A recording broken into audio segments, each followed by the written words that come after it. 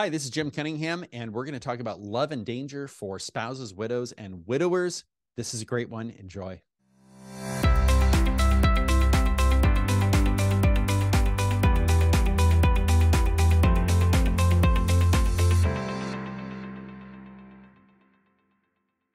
This is something near and dear to my heart. I've been married a long time, and many of my clients have been married a long time too. So when this happens, right, as we think about this ending of the marriage by death, it's really a big deal, and it's something that we help our clients out with a lot in our law firm.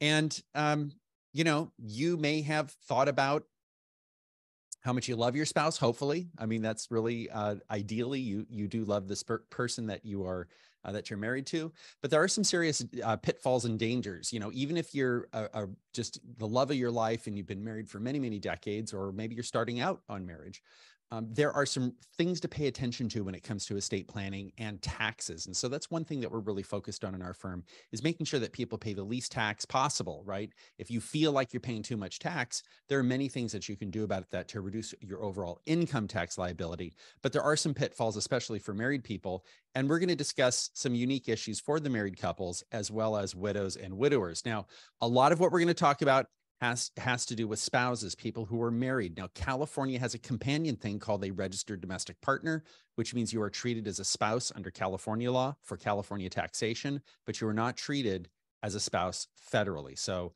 we're going to be focused here on couples who are married. I'm Jim Cunningham. I'm a partner at Cunningham Legal. I have over 25 years experience. We have offices throughout the state of California, and I'm a certified specialist in estate planning, trust, and probate law. I'm also a real estate broker, securities and insurance licensed, and a pilot single engine land. We have 10 lawyers in our firm now.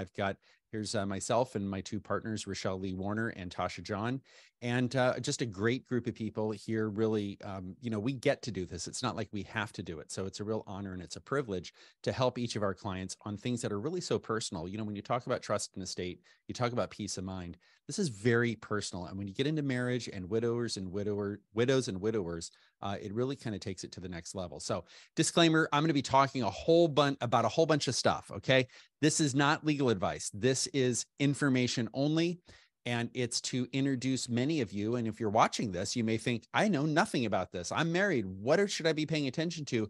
I'm going to introduce you to some concepts, right? So that you can learn more and be better prepared when you meet with your lawyer. And maybe you're meeting with somebody in our firm, because we're happy to take on new clients. Maybe you're meeting with your tax advisor, your financial advisor. These are some things that I think you need to know if you're married and you have income or wealth. I mean, pretty much everyone does, right?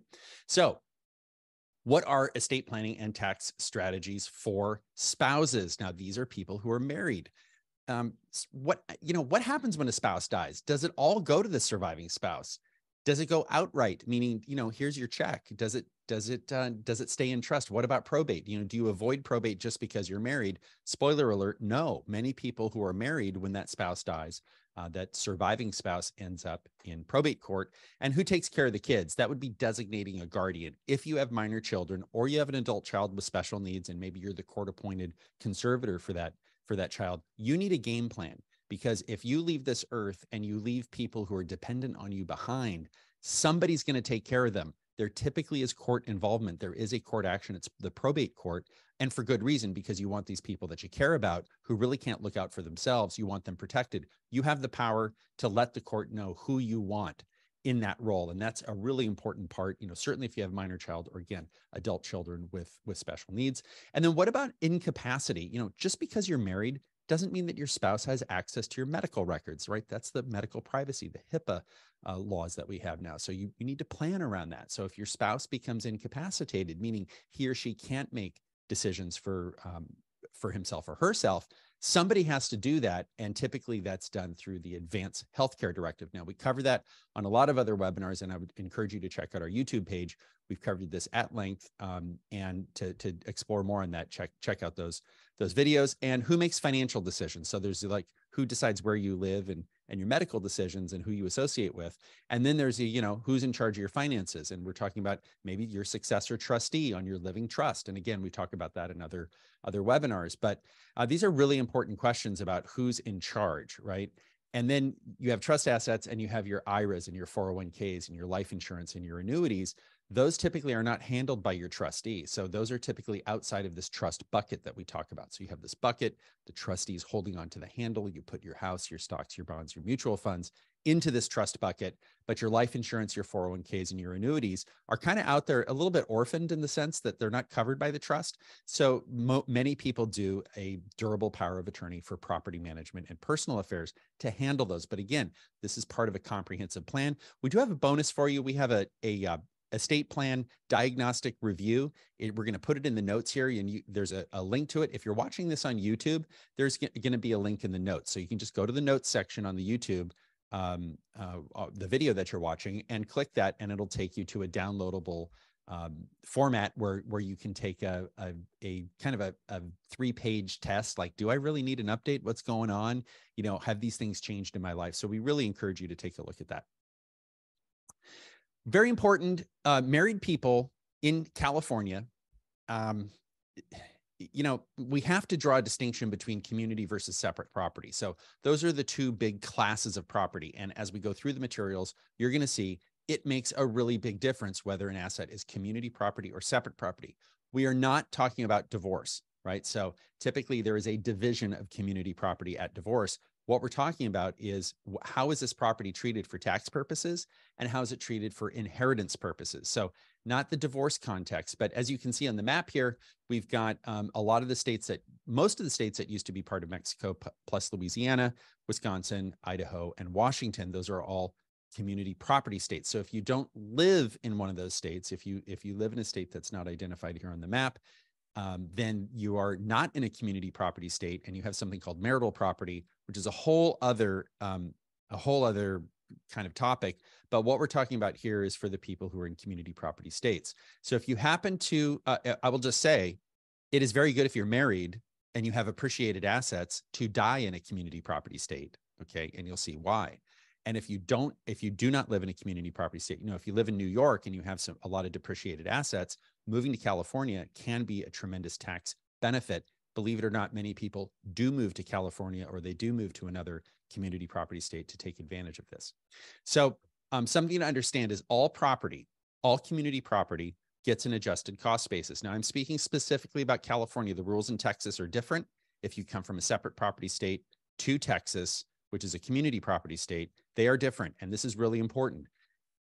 Don't look at this as legal advice. This is information. I'm telling you about California. I'm not talking about other community property states, specifically California.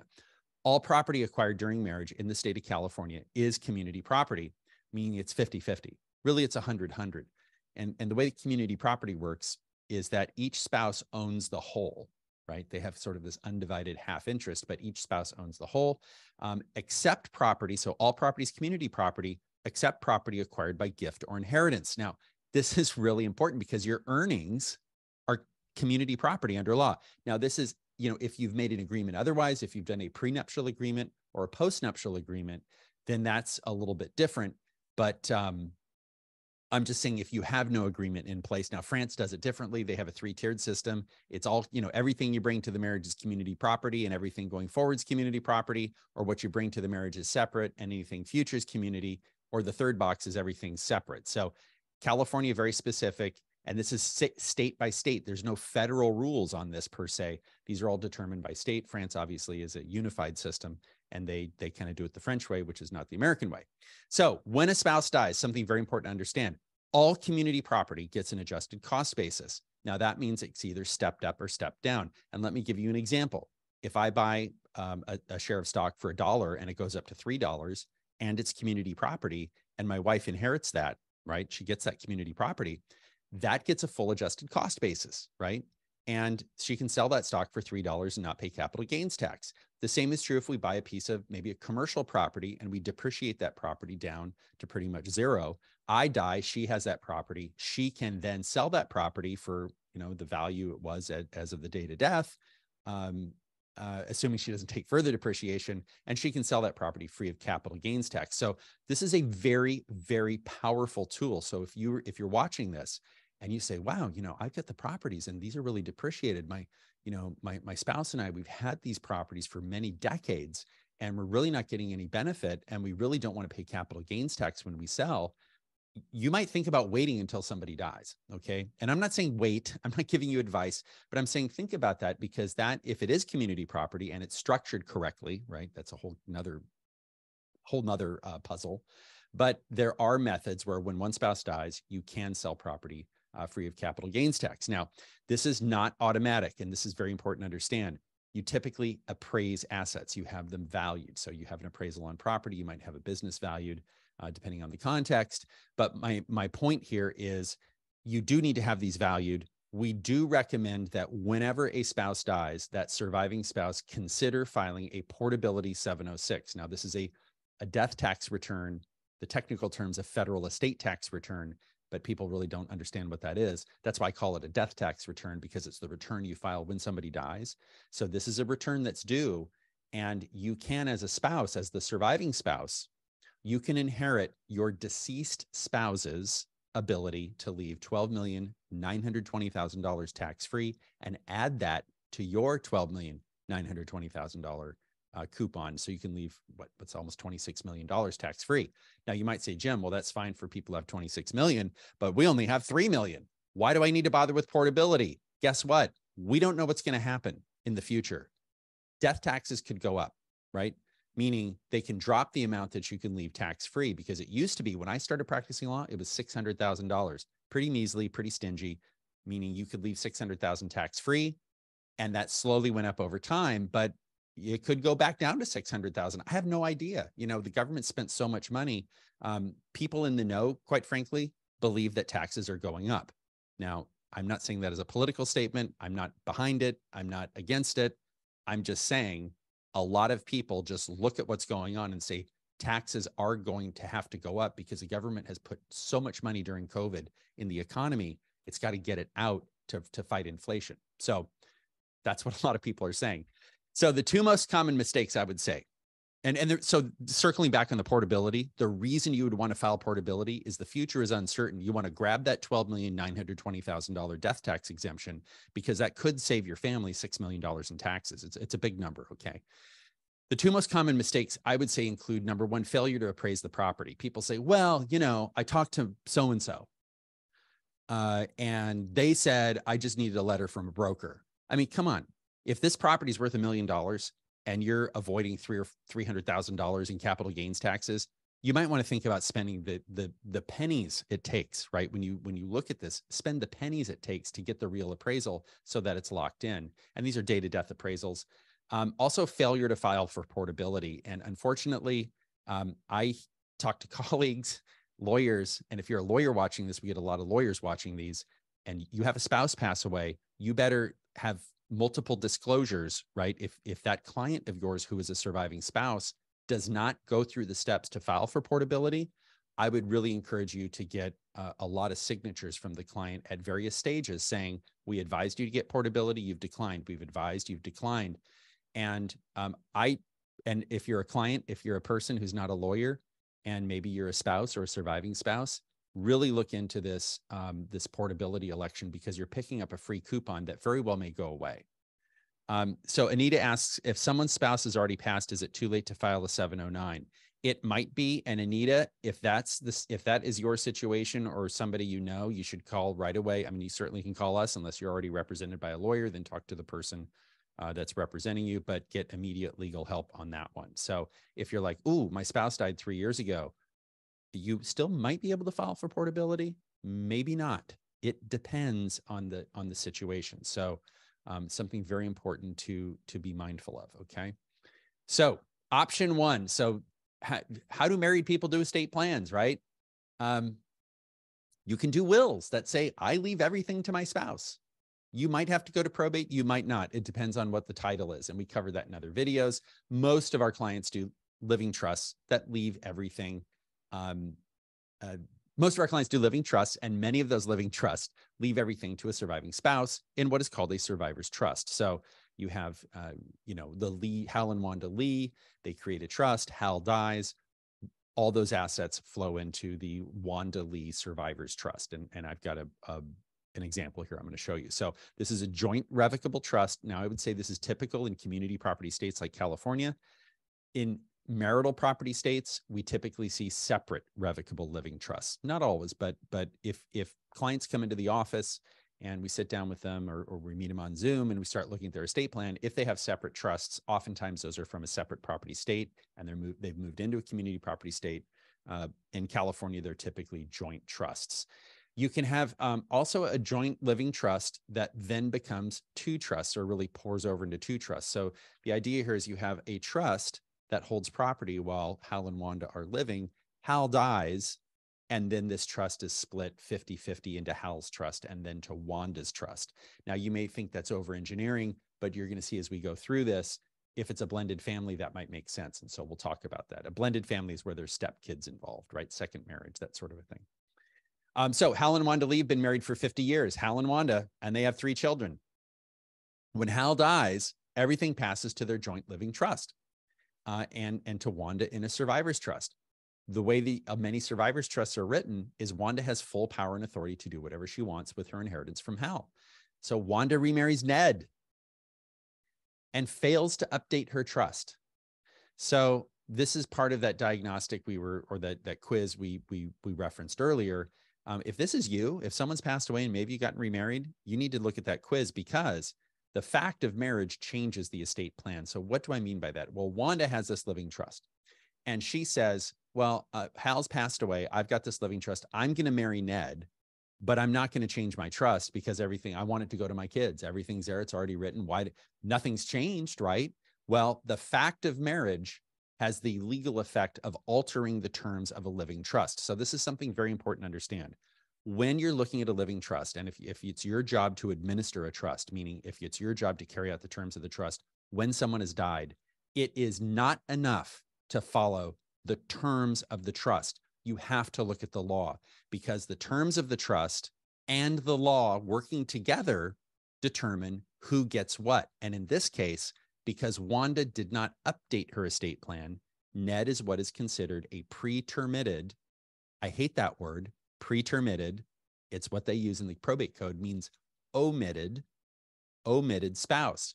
So what the law does is they say, well, Wanda's got 3 kids. Well, sure, Wanda wanted to leave some of her separate property to Ned. And you know what? If she has more than 1 kid, it's going to be a third. That's what the law says. And Ned has enforceable rights as a pretermitted heir. So it would be better for Wanda to go back to the lawyer, right? And say, look, I married Ned, but I don't want him to get anything. I want it to go to my kids. She needs to update her estate plan to reflect that. So very, very important. Again, a marriage following death has an effect of altering your estate plan. So it's something very important to understand. And so here's kind of the graphic here, Hal and Wanda. There's a lot of stuff that happens when a person passes away, even on, I would say, a simple trust, right? This is kind of a simplified version of a trust. So Hal passes away, everything goes to Wanda. And then, Ned gets everything. Let's say Wanda changes her estate plan and leaves Ned everything, right? Or at least he's going to get a third. So the whole point here is to show you that these trusts are fairly complicated. So again, there's another way to do this, right? Everything goes to Wanda. So let's say Hal's like, I'm worried about Ned. Maybe Hal and Wanda, they're married. And he's like, this Ned guy, I don't like him.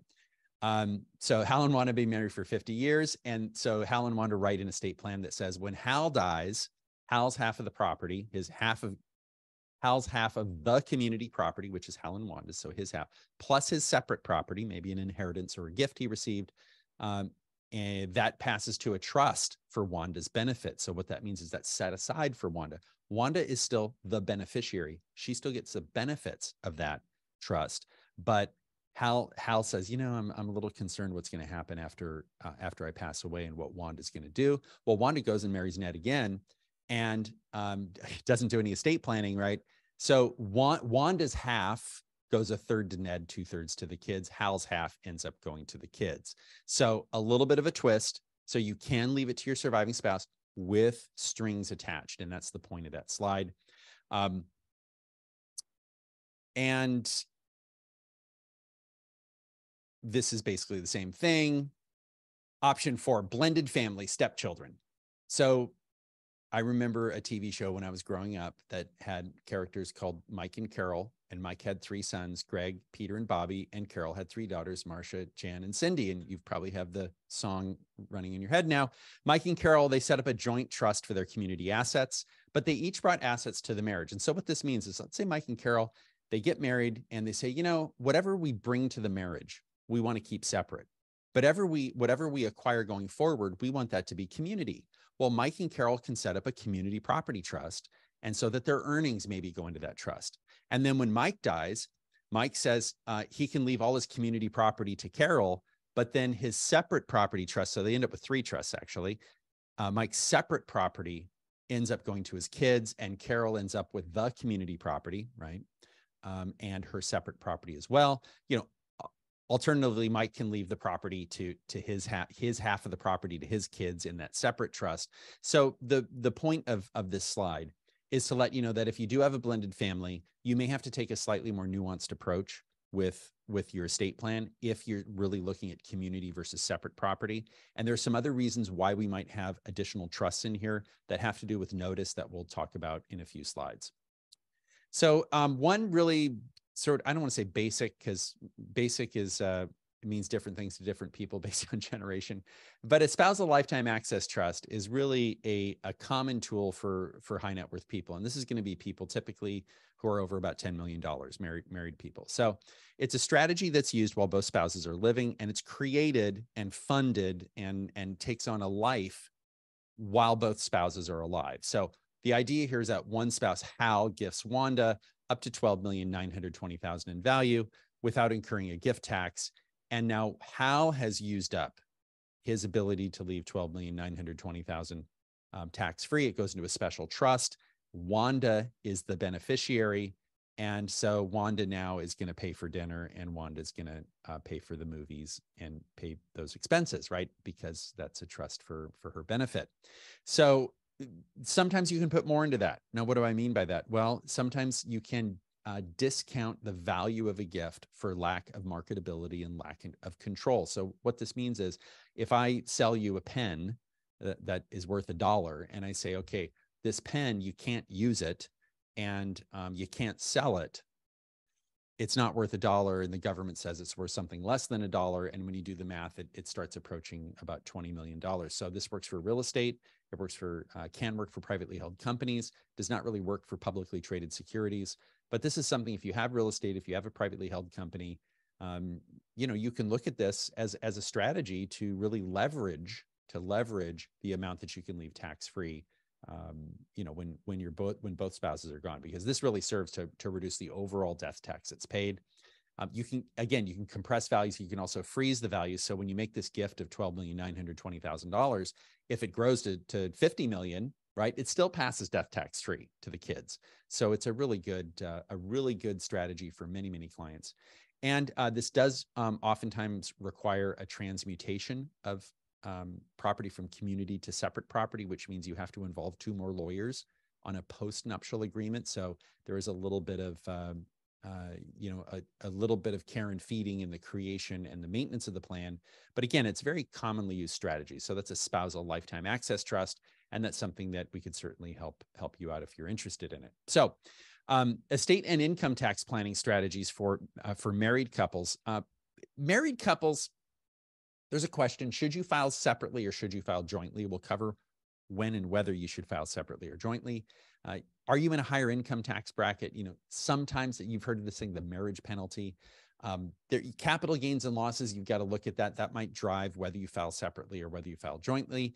And then you're looking at mortgage interest and retirement contributions. And one thing on here is, if you own your own business and you're married and your spouse does not work and your spouse is not paid by your business, you might think about including your spouse on the payroll, because if you include your spouse on the payroll, that spouse can make contributions to a retirement plan, right? A 401k or a Roth or whatever it is. And that's a great way of saving, and it's a great way of reducing income taxes. Now, estate and gift taxes, again, we talked about the SLAT, the Spousal Lifetime Access Trust. Burning one exemption is a good strategy. Something to understand is that you can leave $12,920,000 tax-free. And that's because there are 2 exemptions. There's an old one from 2011 and a newer one from 2017. and they're stacked on top of each other, meaning you've got your 2011 and your 2017 stacked on top. It's like a cake with frosting. The 2017 exemption is the Trump exemption. That's going away in 2026. The frosting is being taken off the cake. When you make a gift, you make it from the bottom up. Okay, you don't make a gift of your 2017 exemption. You make it from the 2011 exemption first. So if each spouse has 12 million bucks, it makes sense, instead of each spouse gifting 6 million, leaving you no exemption for either spouse, it makes sense for one spouse to give the 12 million, right? And the other spouse then after 2026 has a $6 or $7 million exemption. So we cover that in a lot of other webinars, but a lot of other videos on YouTube. I would encourage you to take a look at that. And that's just the sort of the nuance. And this is why you really need to go to somebody who knows what they're doing, because if you don't, a lot of people don't know this. A lot of lawyers have no idea. If you're a lawyer watching this, you're like, well, I didn't know that. But you make your gift from the oldest exemption first, not the newest. So very, very important. So there is a little bit of what's called the innocent spouse trap. And this is really if your spouse is up to no good. And I would say if your spouse is up to no good, first of all, don't go on a reality show. Don't go on The Real Housewives or wherever, because we've all seen that lately a lot, right? And also consider filing separately, because spouses are jointly and severally liable, even if one is the innocent spouse. So if one spouse is up to no good and the other spouse has no idea and signs a joint return, that innocent spouse can be liable for all the bad stuff that the spouse is up to no good is doing. But married filing separately does have its disadvantages. Your tax rates are typically higher than it would be on a joint return when you look at both of them. It does limit your IRA contributions and limits the tax credits you can claim, and your capital loss deductions cut in half. That being said, there are some reasons why you would want to file separately, right? If your house has if your spouse has a previous tax liability, that's a biggie. So if you marry somebody, right, you might marry somebody and not know they have a big previous tax liability. Now, I'm not sure people talk about that when they're dating. The last time I dated was when I was 23, and I didn't think I'd filed much of a return. But if you're older, that's something you certainly would want to be mindful of. If you file jointly, your refund applies on the balance owed. So if one spouse owes and you don't, and you're expecting a refund and you file jointly, it's going to go it's going to pay down. You're not going to put that money in your pocket, right? And if one spouse is on an income-based debt repayment plan for taxes, like, hey, I don't make enough, can I do a payment plan for my taxes? And filing jointly, you might make those too high. So this is like if someone's gotten into tax trouble in the past, or if you're in the process of divorcing, right? That would be a reason to file separately and not file jointly.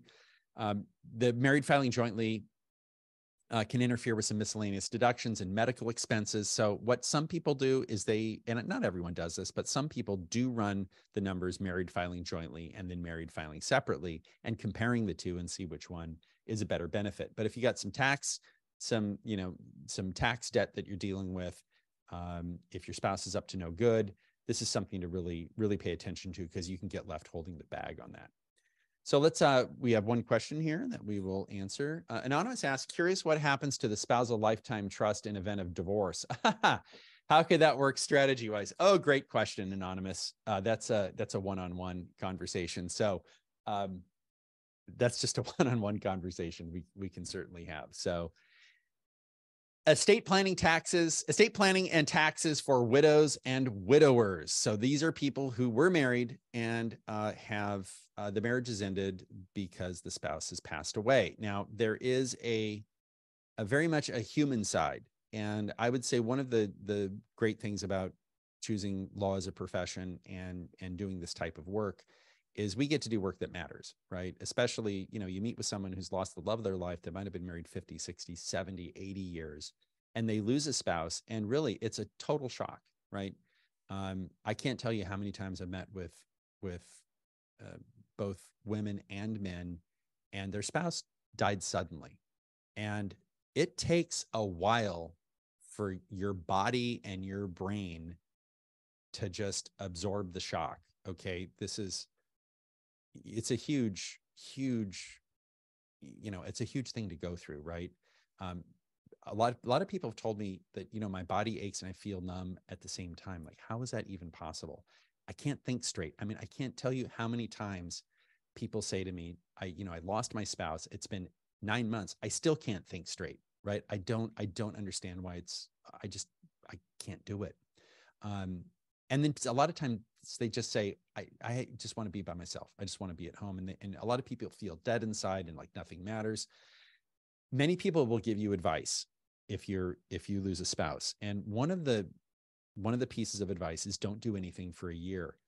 And I think I get it on the human side, but there are some really important things that are financial and estate matters that really you have to, it's like putting your oxygen mask on in the airplane when it comes down. You need to put that on because these are really important issues and these are time sensitive issues. So if this is something you're going through now, my condolences, and there's stuff you need to do. And there's no other way to say it, but you do need to do these things and you just got to get it done. Really important to assess your cash flow needs and income sources because that can change when a spouse passes away, especially if you're receiving a pension. Many of these pensions get cut down to 55%. So it's something to pay attention to. A lot of Social Security is most of the time is reduced at least on some level. And there are some estate issues, some tax and estate issues with hard deadlines. And the whole point of doing this is so you can have peace of mind. I would say that this shock is measured in months, typically more than 12. And when we meet with people about a year later, a year and a half later, for most people, I don't want to say it gets better, but this sort of shock and numbness starts waning. And then you're a new you and it's on your own timeline in your own way. And you just got to put one foot in front of the other and keep moving. So, what should you do? What are the big to-dos from sort of the estate side, right? So do you lose a spouse? What do? You need to collect all the estate documents and the asset information. It's very important to have this information. This is highly relevant information, and it drives much of the decision-making from the lawyer's standpoint and also your standpoint. And you do have to start making decisions, right? People will be contacting you. Are you going to make this election or that election? What are you going to do with the IRA or the 401k? These are things that you've got to deal with. A savvy lawyer, and what I mean by that is there are different kinds of lawyers. And if you're watching this and you go, well, I think lawyers are I don't know, they're different kinds of lawyers. A lot of people have no idea that there are a whole bunch of subspecialties. Now, lawyers who regularly practice in this area comprise about 7% of all lawyers. So it's a really small field, right? This is not, there aren't a lot of lawyers who really know what they're doing in this space, but you really need someone who knows what they're doing because the lawyer can identify essentially what's missing. Now, that's what you need with an expert is you look at a bunch of documents and the expert says, okay, you've got 9 things. There's this 10th thing that's missing. Where's that? And that's really the value that fundamentally a lawyer brings to what's going on is making sure that you pay attention to what's missing. So the lawyer should review these documents, sort of the estate documents and the assets in detail. Now, there are many deadlines, and I'm just going to kind of go through these quickly. In California, you have to lodge the will within 60 days, which means deposit it in the county court of residence of a person who passes away. That has to happen within 30 days. There's a requirement to notify people when a trust becomes irrevocable. Now, not all trusts become irrevocable, but many do, okay? When a trust becomes irrevocable by death, you have to notify everyone who's named in the trust and everyone who would inherit if there were no trust. So not only do you have to name all the people who are in the trust and any prior amendments, right? But you also have to name all the people who would inherit if there were no trust. Now, how do you know that? Like, this is a rule. And by the way, this is typically not put inside of the trust. And this is the point of you have to follow the terms of the trust and the law because this typically is not in the trust. You have to do that within 60 days. And, if you're a beneficiary, if you're someone who's inheriting and you've seen this and you're like, well, I never got that and it's been 2 years, that trustee's not doing their job. Okay. You have to notify the county assessor within 60 days when there is a change in ownership. And we'll cover here a little bit later. Typically, transfers between spouses are not changes in ownership. If you have a trust in the middle, sometimes it can be a change of ownership, and we'll talk about that. You also have to notify the California Department of Healthcare Services within 90 days if a person has received any Medi-Cal benefits. So that's something you've got to notify. If no copy of the trust is served, so not only do you have to notify the people who are named in the trust, and the people who aren't named in the trust. You have to notify them that a person's passed away. This trust is irrevocable. They have 4 months or 120 days to challenge the trust. If you don't give them a copy of the trust when you send that notification out, they have, within that 120-day period, they can ask for the documents on the 119th day, and they get an extra 60 days to challenge the trust. So this is about closing out. This is about shortening the time period to challenge a trust to 4 months. And again, how do you know who to notify, right? Do you have all these addresses? This is overwhelming. You just lost your spouse, and now you've got to do something within 4 months. I mean, give me a break. This is ridiculous. But again, if you don't serve a copy, and I'm not suggesting that you should serve a copy of the trust with the notice, but if you don't, there's another time period involved. The death of real property form must be filed with the assessor within 150 days of the date of death. So here's, the assessor has to be notified within 60 days, and there's a death of real property owner that has to be notified as well, and that's within 150 days. So if you're required by the trust to perform an accounting within 60, you have to provide that within 60 days of a request, but some people can only request once every 6 months. So there's lawfully people can get 2 accountings per year, and the requirement is to deliver an accounting within 60 days of request. And the creditors of the deceased spouse, this is if the deceased spouse owed people money, they have 1 year under Code of Civil Procedure, section 366.1 and 366.2. Sometimes it's longer. So this cuts almost all the statutes of limitation down to 1 year, but there's some exceptions that are kind of not so minor, but for most people don't apply. The really big to-do, by the way, is looking at filing the Portability 706. This is the federal estate tax return. That is due within 9 months.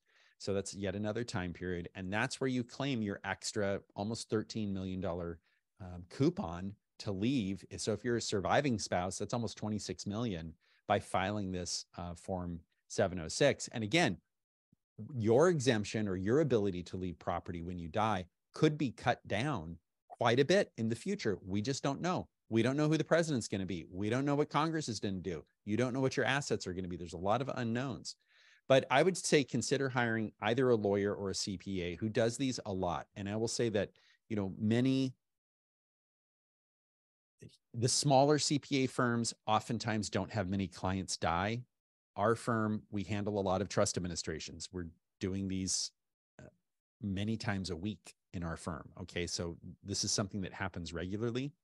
And I would say in a bigger CPA firm, that's probably handled regularly, but it's something where you want to have somebody who does this quite a bit because it is a little tricky. It's a little technical. And then there's this other bonus deadline, this Code of Civil Procedure, section 366.1 and 366.2. It cuts the statute of limitations down to a year. So if there's a lawsuit out there that you're worried about as a surviving spouse, those are typically cut off after a year. And so your tax filing status, when you lose a spouse, you can qualify as a widower or a widow for the year of death plus 2 additional years. Now, this presents a really big tax opportunity, a tax planning opportunity, because you're effectively paying taxes at a lower rate during that year of death plus the 2 years. You're paying taxes at a significantly lower amount, right? And it gives you some tax planning options. So something really to think about. And again, this goes to, don't just bury your head in the sand for 3 years. If you've got some tax sensitive type assets, there's a lot that you can do. So one thing to remember is all property that's community property gets an adjusted cost basis at death. So the surviving spouse can sell that property and mitigate some capital gains taxes. On the flip side, if assets have gone down, if you paid $1 million for something and it's worth 500, your new basis is 500. So, you're going to miss out on that loss potentially. And that's really relevant when it comes to marketable securities, individual stocks. You really want to make sure that you meet with your financial, lawyer, CPA, financial advisor to get those bases, right? All those cost bases adjusted on your individual stock return. So a lot to do.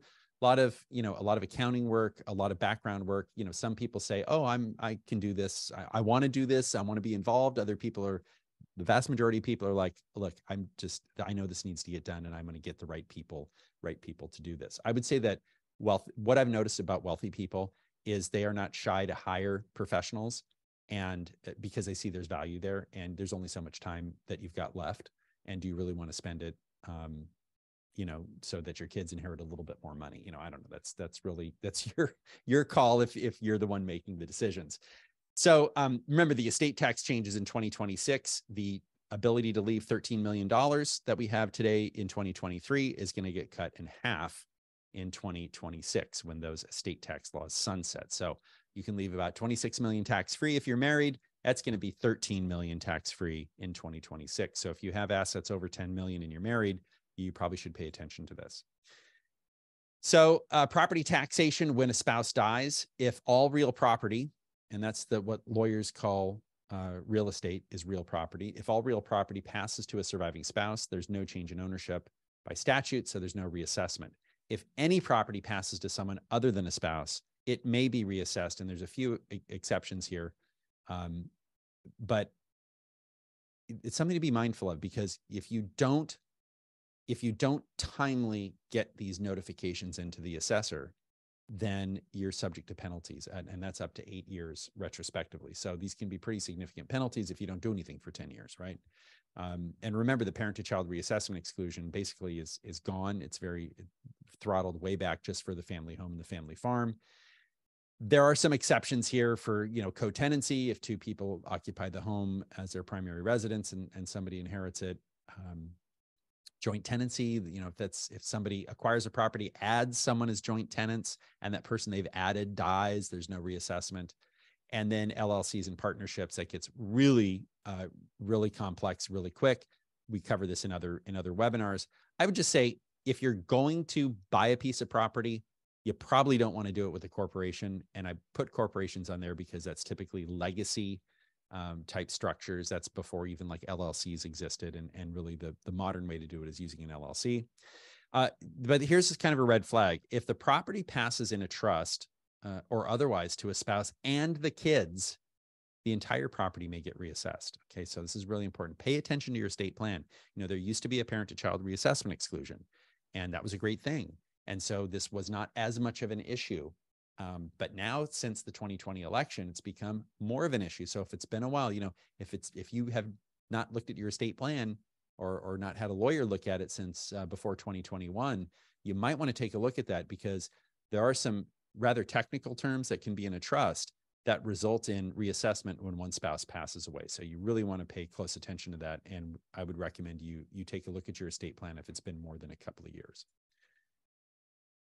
So income taxation when a spouse passes away, in the year of death, you file as a widow or a widower, which is kind of like married filing jointly.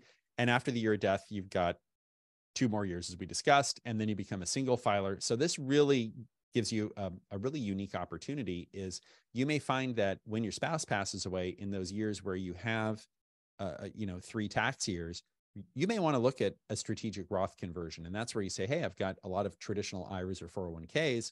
You got $3 million in IRAs. And as you start taking that money out, that's taxable as income, the government lets you convert that to a Roth IRA. So you do not have to take minimum distributions, right, that you otherwise have to take with an IRA. And if you do take them, then there's no income tax. And so I would say this is yet another reason to engage. If you have an IRA of any big size, I would say over 500,000, you really need people who really know what they're doing. A lot of people advise clients. Very few people know about Roth conversions and strategic Roth conversions. So I would say this is kind of the upper 5% of advisors across the board.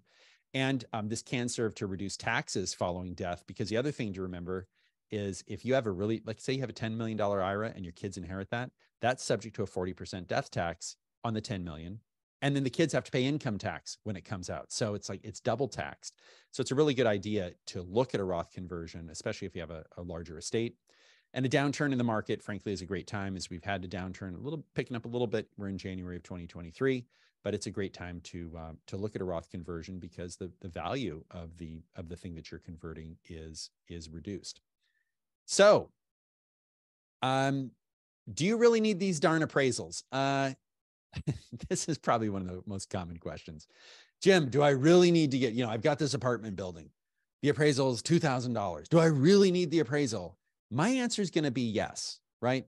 If I say no and you're audited and it causes a problem, why would I bring that on myself as a lawyer? Okay, so any reputable person who does this regularly is going to tell you, you got to spend the money and get the appraisal. Just do it. I mean, it's really pennies on the dollar. So, and this is really important. You get a new basis on depreciable assets. So you have that apartment building, you paid $100,000 for it. Now it's worth $1 million. It's fully depreciated. Now you have $1 million basis in the property, and you can depreciate the structures and the improvements on that property over time. So it really does pay to do that. And if it's an investment property, it's going to likely be a deductible expenditure. So very, very important. And it's also, you can couple something called cost segregation, which is really outside of the scope of what we're doing here, which changes the method of depreciation. So instead of depreciating a residential structure over 27 and a half years, you might depreciate that over a much shorter period of time, maybe 7 years, and you can do these strategic Roth conversions and really take advantage of the basis that you get when a spouse passes away. And if this is totally over your head and you're like, Jim, what are you talking about? This is this is yet another reason why you need to engage professionals and a team approach, because for many of our clients, we are saving them. I met with the client yesterday. We're saving him $1 million in income tax, right? Now he makes a lot of money, but working with the CPA, we're saving him $1 million this year on income tax because we're changing the way that property is depreciated. And that's $1 million that otherwise would have gone to the government in taxes. So very, very important. 754 election on a partnership. I would say I mentioned this on this webinar, and I've mentioned it on other webinars because we had one instance where the accountant blew it and it cost the client about $2 million, okay, in taxes. So something to understand is when you own a partnership interest and that partner dies. And so let's say, Hal and Wanda own a partnership interest as community property, and Hal dies. Wanda gets a new basis in that portion of the partnership that she owns, right? On a high level. Partnership taxation is the most complex area taxation, but you have to make this election on the 1065. This is the income tax return. So it's really important. If you're an investor in a partnership structure and somebody passes away, you need to let the managing partner or the general partner know what's going on. So it's very important. Hopefully they're asking you, but if they miss it, you miss it. So this is done on the income tax return. Very, very important. I think this is something that frequently is overlooked.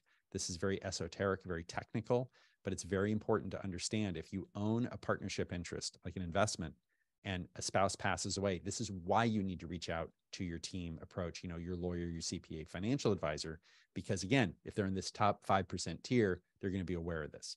Very important to understand. Adjusted cost basis, again, when one spouse passes away, if I die and my kids inherit property, they get that in adjusted cost basis. If a spouse dies and it's community property, so if I die on a community property asset and I have a community property asset, my wife inherits that, full adjusted cost basis, not automatic. Like the government's not doing this for you. And I get to tell you, I see a lot of clients coming in. Oh yeah, my spouse died 3 years ago, and I'm looking at their income tax return, and they haven't reset the basis on their rental properties. So that's really important. And I think a lot of people miss that. And that's why a good CPA is going to ask you that fill out that questionnaire when you go see the CPA, have you lost a spouse this year? Well, the reason they're asking you is because it can benefit you tax-wise. But yeah, you do have to get the property appraised, and you can typically sell it capital gains tax-free, but this is not for B trusts. This is not for generation skipping and dynasty trusts. This is not for these specialty irrevocable trusts. If the property is already in the trust and somebody dies, then that's typically outside of somebody's estate. So you don't get this adjusted cost basis. Very important. And I want to finish up with when can you change an estate plan? So this is a question of, if somebody's passed away, you've lost a spouse, can you change who gets what? Right? That's a really big question. Now, you can change your last will and testament really anytime it's yours. Now, what does it cover? If all your assets are in a trust, then arguably that last will and testament in and of itself is not going to cover those. There's one exception we'll talk about in the next slide. But you can typically change a trust that is revocable, because revocable also means amendable. Now, I will tell you that the one big exception to changing your will or changing your revocable trust is if there's an agreement or a court order to leave somebody something. Okay, so this is very common in a divorce. where the property settlement agreement will say, well, you promised to leave me, if you died before 65, you promised to leave me $1 million. Okay, well, that's got to be in there. So in that sense, you can't really change that because it's a court order. But, again, we'll go back to Hal and Wanda. Hal dies and Wanda inherits everything from Hal in a survivor's trust. These survivors' trusts often, but not always. So if you're a lawyer watching this, you got to look at the whole trust when your client comes in.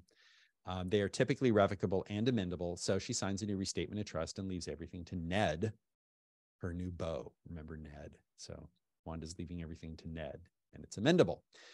When can't you change your estate plan? Well, if it's an irrevocable trust. How do you know if it's an irrevocable trust? You're probably going to need to talk to a lawyer, okay? This is when you cannot change an estate plan. So you, acting on your own with an irrevocable trust, cannot change a trust that is irrevocable, because irrevocable trusts are unamendable. And a good way to remember this is irrevocable is a longer word than revocable, and unamendable is a longer word than amendable. So if you're kind of confused, the longer words mean that you can't change it. So Hal dies and Wanda inherits Hal's assets in a B trust. Now, a B trust is credit shelter trust, is a family trust. You might have heard these. These are just acronyms that lawyers. B stands for below ground trust. So this is the below ground spouse, who's Hal. It also stands for the buried spouse. So A is the above ground spouse and A is the alive spouse, which would be Wanda. So Hal's assets go into the B trust, which is the below ground spouse's trust for Wanda. And Wanda cannot leave all her assets to Ned, her new beau. But she can leave her assets, but not the B trust assets that Hal left in this trust. But if Wanda has something called a power of appointment, now this is, I would say, a very esoteric yet very powerful tool that is, many people don't understand enough about powers of appointment. And there's a lot written on the Internal Revenue Code about powers of appointment.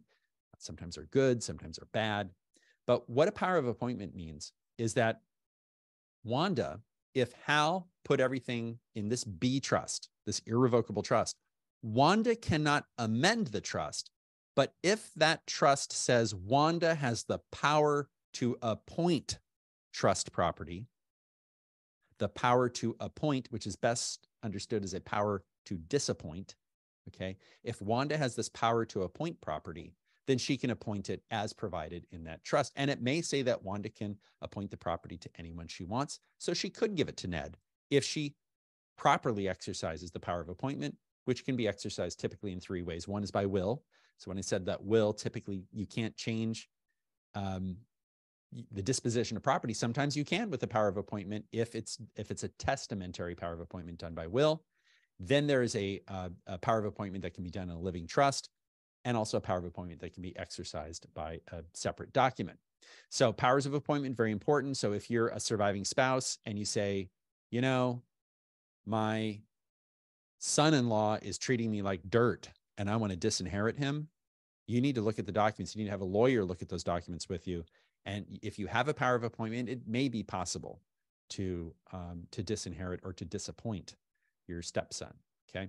Court intervention is another way to modify, not amend, but modify the terms of an irrevocable trust.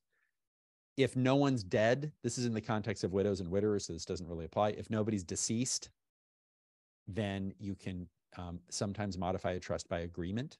But if one person's passed away, it does require court intervention under California law.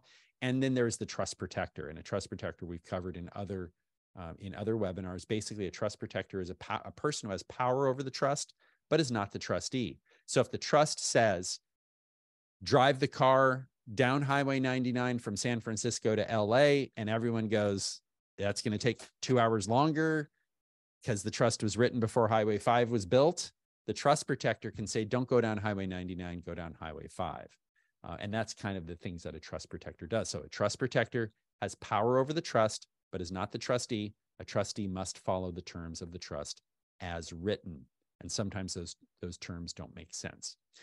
Well, that concludes our content.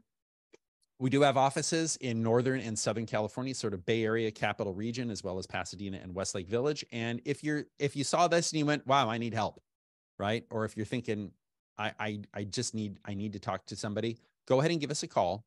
you can give us a call. But here's what you should expect when you do make a call. You're not going to speak with the lawyer, right? It's not the FBI where they answer and it's an FBI agent. You will be connected with the client specialist, not one of our lawyers. Do let us know if you want to update or create an estate plan. Also, let us know if somebody's died. That's kind of the fork in the road. If someone's passed or become incapacitated, that's a little bit of the fork in the road into which department it goes into. In our firm, we have a lot of lawyers who focus on estate planning and a lot of lawyers who focus on trust administration. And so there's a little bit of a divergence there. And tell us your estate and tax planning goals. I want to save income tax. I want to, save on death tax, whatever your goals are. And then don't ask for pricing. Only attorneys can quote fees, and don't ask for legal advice because only attorneys can give legal advice. And the goal of the call is to set an appointment with an attorney in the firm. And if you're watching this on YouTube, go ahead and subscribe to our channel, click the little bell, and that will alert you when we post new content, which we do quite a bit. And our next video or webinar is the proposed tax laws for long-term care policies and how to repurpose your life insurance to help. So this is really important. California right now is proposing mandatory long-term care insurance. They're talking about it. Washington has done it. It very well may be on its way, and you don't want to get stuck with a crummy policy, which is oftentimes what happens when the state mandates something. It's, they're checking a box, but really, really pay attention to this because long-term care for a lot of people is super important. And many people have a long-term care policy that may suit their needs or not. And if you have old life insurance, you can typically repurpose that for long-term care insurance. Charles says, thanks, Jim. Always an awesome webinar. Thank you for watching. And by the way, keep watching because we have another video that's going to get started right now.